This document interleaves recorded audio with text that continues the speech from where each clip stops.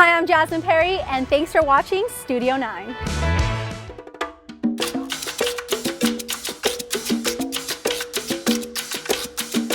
Hi everyone, I'm Jasmine Perry with Studio 9, and we are here at Fino's Rainforest Exotic Pet Store. And we are here with the one and only Mike Fino.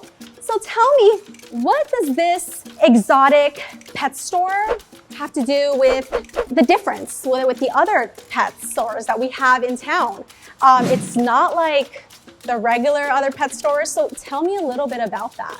Well, we're a specialty shop, so we deal in animals that maybe aren't very common, you know, in other pet stores.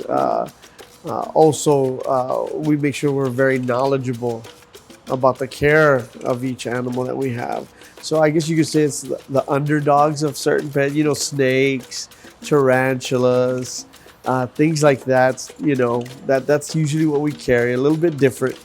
Is this your first pet store that you've owned, or have you owned another one? How did you start your business? I was in the wholesale business, so I sold pets to pet stores like this. That's where we started off, and we did that for quite a while.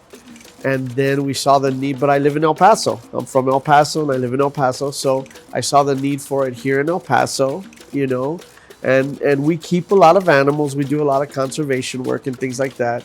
So we just went from there. You know, we saw the need here and we opened something up here.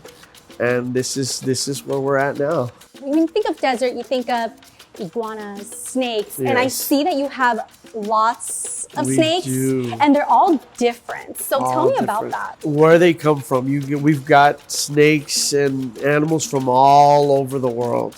So it's a challenge. It's a challenge creating the right environment for each animal.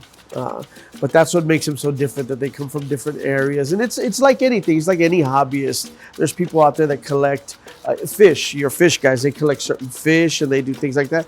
It's no different with these animals. There's a lot of guys that collect tarantulas, and they collect all kinds of tarantulas, frogs, and that's what makes them so different. That they come, and a lot of them come from really unique places, and places that we probably can't even get them from anymore. So a lot of these guys are breeding them. So you'll have captive bred, and that cuts down on the illegal pet trade, and that cuts down on so many things.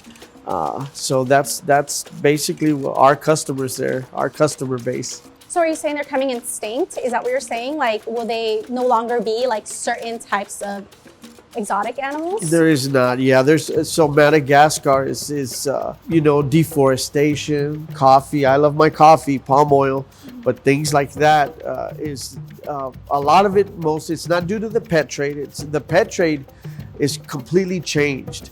So now we're the reason that a lot of these animals are still around, because of the pet trade, because we're breeders and you know, the hobbyists, they're breeding these animals. But we're growing, you know, as a people, we're growing, and sadly we're invading on a lot of these guys' homes.